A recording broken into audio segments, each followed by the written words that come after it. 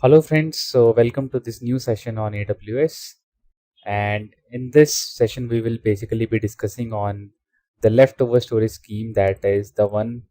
So till now we discussed various storage schemes. We discussed S3, we discussed DynamoDB. So S3 basically stores data in form of buckets, and in turn these buckets have objects. And DynamoDB is basically a NoSQL data store, or NoSQL DB you can say. Then we also saw what is elastic block storage.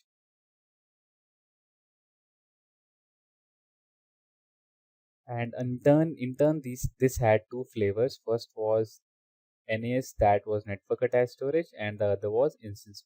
And last but this is not the least, that is relational database. So we have seen an overview session or basically all the overview sessions on these storage schemes or storage services, I would say.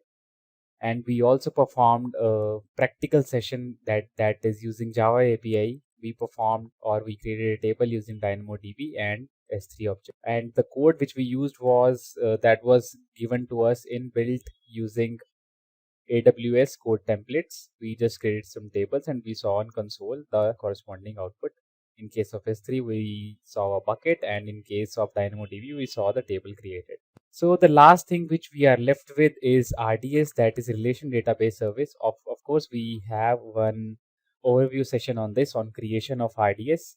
So if you have not seen this session before watching this video, then don't worry, because we'll be creating a new RDS in this session also, and after that we'll try to connect to that RDS. So relation database service, as the name suggests, it is for relational DB, or if you want to persist your data in a relational database. Like there are various relational databases we have, like Oracle, MySQL we have, and PostgreSQL. So we have various flavors of this. So in this session we will basically be launching or firing up a MySQL instance, and then we will try to connect it through Eclipse.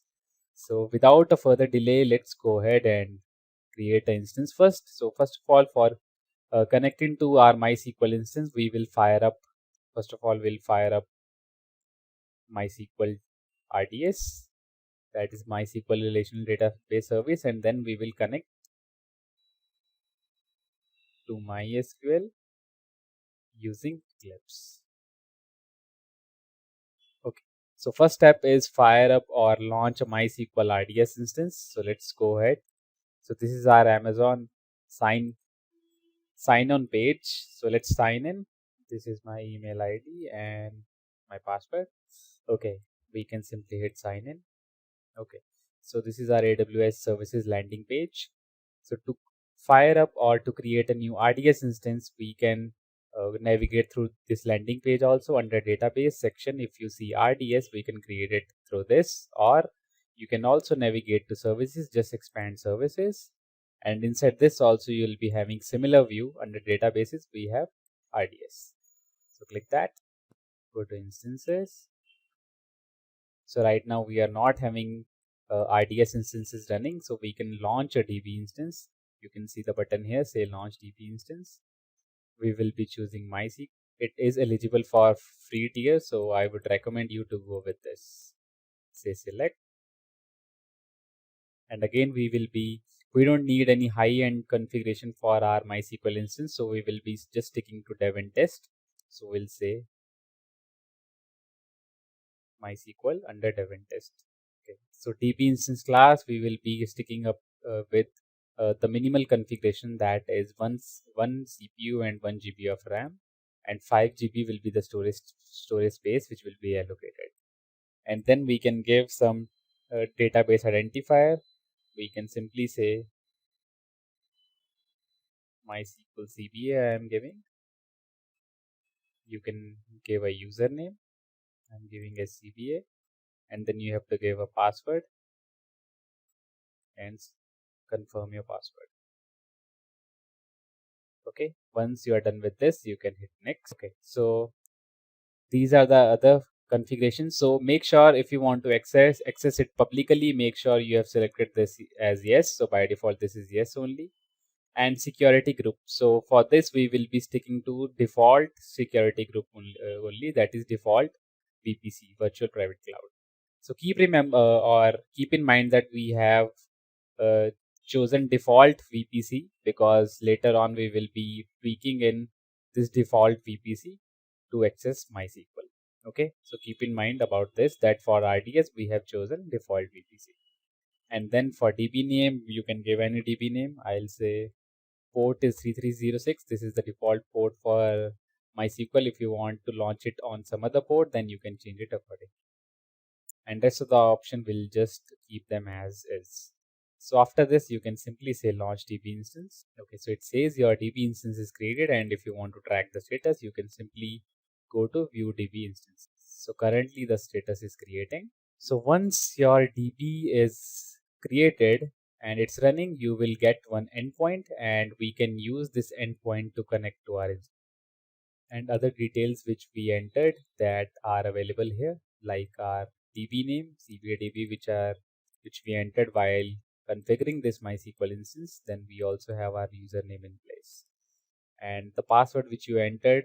I hope you have that password with you, because we will be requiring that password when basically we'll be connecting through Eclipse.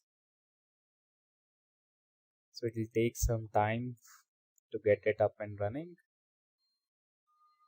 You can refresh this.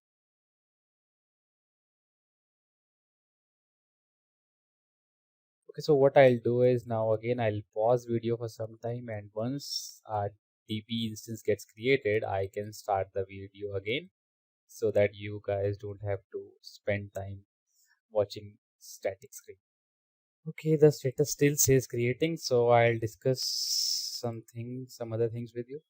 So we discussed in this our RDS intro session also, wherein we create RDS instance. So there are basically two ways in which we can access RDS.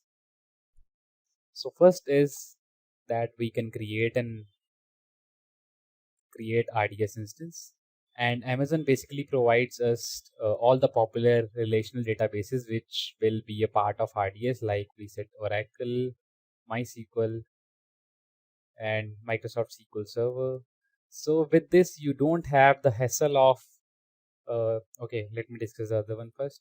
And the second option can be, let's say you launch up your EC2 instance and configure the database, configure the DB on your own. So in this case, hassle is more. First of all, you'll have to fire up an instance, then you'll have to create and configure DB on your own. So the first approach seemed to be easier in that perspective. And again, if you don't need that database anymore, you can simply bring down the RDS instance, so you won't have to incur any costs. So you are paying for only what you are using. So this is like one of the differences. Okay, so we are good. So our instance is also up, and you can see the endpoint. We can use this endpoint to access RDS.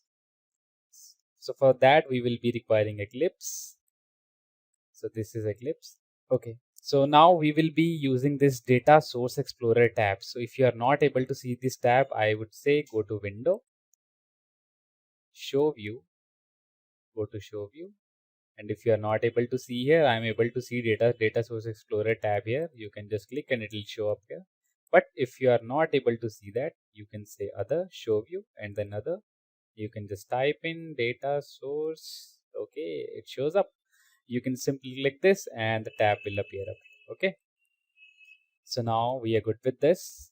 And now to create RDS connection, we can simply say right click. We can right click on this database connections, right click, say new, and we can type in the name of our DB. That in our case it's MySQL, say next. So these are the some parameters that we'll need to configure. First of all, we'll configure driver for MySQL. We'll require driver for connectivity.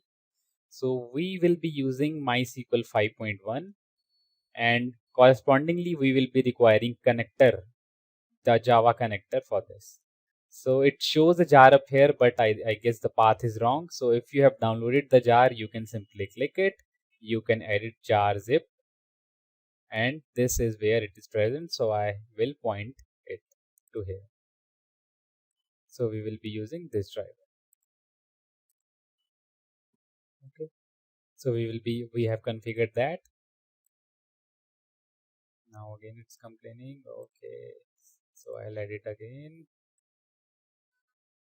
So it says a driver already exists with a name. Please provide a unique name for the driver. Okay. So I will say MySQL driver. Okay.